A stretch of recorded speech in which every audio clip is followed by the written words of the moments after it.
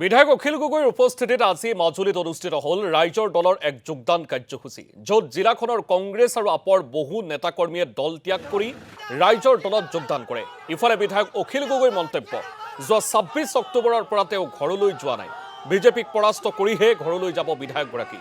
পৰৱৰ্তী নিৰ্বাচনৰ পিছত ৰাজ্যত বিৰোধীৰ চৰকাৰ হ'লে প্ৰতিখন গাঁৱত ট্ৰেক্টৰ প্ৰদান কৰাৰ লগতে খেতিপথাৰৰ পৰ্যাপ্ত পানী যোগান ধৰা হ'ব বুলিও মন্তব্য কৰে।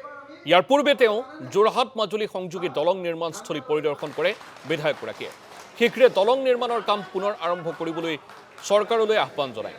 ইফালে ৰাজ্য চৰকাৰে কেৱল ঋণ লৈ আঁচনি ঘোষণা কৰা বুলিও সৰব হৈ পৰে ৰাইজৰ দলৰ নেতাগৰাকী।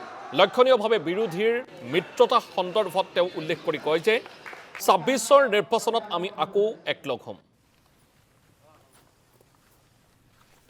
২০২৬ চনত অসমৰ পৰা বিজেপি চৰকাৰখনক বিদায় দিবৰ কাৰণে সাম্প্ৰদায়িক আৰু ফেচিবাদী বিজেপিক ব্ৰহ্মপুত্ৰত দলিয়াই পেলাবৰ কাৰণে আমি এটা অভিযান আৰম্ভ কৰি আছোঁ। সেইকাৰণে ২০২৪ চনৰ ২৬ অক্টোবৰ তাৰিখৰ পৰা মই ঘৰৰ পৰা ওলাইছোঁ আৰু সেইদিনৰ পৰা ২০২৬ চনলৈকে যিদিনালৈকে বিধানসভা নিৰ্বাচন নহয় সেইদিনালৈকে গোটেই অসম ঘূৰি ফুৰাৰ সিদ্ধান্ত লৈছোঁ। গোটেই অসমতে ঘূৰি